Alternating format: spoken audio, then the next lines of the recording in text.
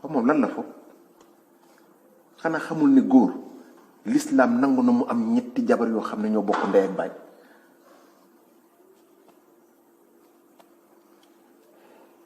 xam na ko sax de juste que xelam da ko nanguwul nee na pour moom loolu dafa salte.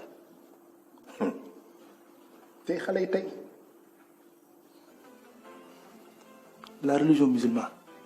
il a autorisé l'homme à avoir 2 femmes même s'ils ont le même père et mère donc toi tu dois l'accepter. asalaamualeykum wa rahmatullahi taala wa barakatuhu mbokk yi ñu ñëwaat ak yéen ci wenn waxtaan wu gàtt rek jëm ci réew mi ñu bokk ak diine ji ñu bokk ak valeur yi ñu bokk. vidéo yooyu ngeen seetaan muy ay séquence ay daggit yu ñu jële ci benn théâtre jéem na ma wër maanaam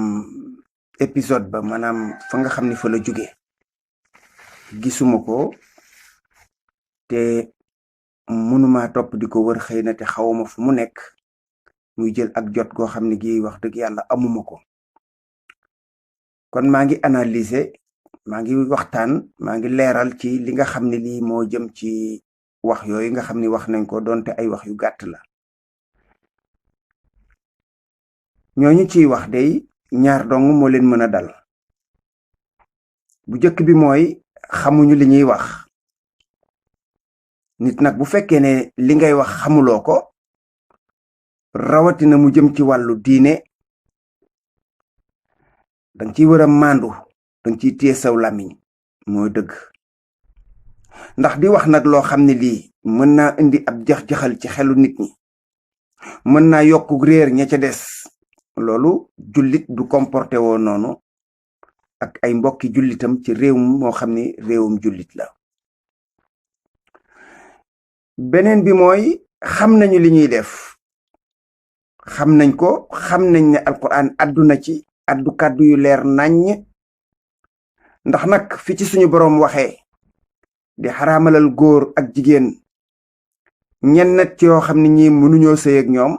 loolu moom amul sax ak wuute ci boroom xam-xam yi kàddu gi benn la mooy nit ki daal munta boole ñaar wala ñett wala ñeent ci ñoo xam ne ñi ñoo bokk baay wala ndey ak baay loolu rek doy na ci wax yu leer mënul nekk te suñu borom ba mu koy wax dafa ne illa ma qad salaf lu dul nag li weesu woon loola nee na jéggalees na leen ko waaye bi nga xamee ne alquran wàcc na ci jamonoy muhammad rasulullahi sallallahu alayhi wasallam addu ci dafay daldi xaraam laa wax xaraam nag mooy loo xam ni képp koo xam ni kii def nga ko te tuubuloo ko ba dem ci kanamu sa boroom mën nga cee dugg safara wala iyaazu billah kon nag ñoom xam nañ ko di foowe diine ji di def yu leen neex ak di wax yu leen neex ñooñu day dal di gën a garaawati encore bu ko defee nag mbokk yi yu mel nii moom duñu tàyyi ci di ci wax de wax dëgg yàlla ndax nag lii raam ci ñag ba la jëm doon nañ fi wax ay pièces théâtrales yoo xam ni xeeti jëf yu ñaaw yu nekk nga ca biir nit ñi dafa mel na daf leen di gën di neex ñi nga xam ni ñoom ñoo koy def itam xam nañu ni Sénégal demee dañu koy coow 2 fan 3 fan bàyyi noonu looloo tax amaa nag ay organe de régulation ñoo xam ne ñi maanaam ñoom la ñu dénk mbir mi ñu koy saytu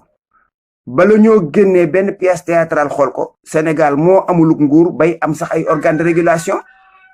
kon fii lu neex waaye def bu ko defee daal mbokk yi jullit ñi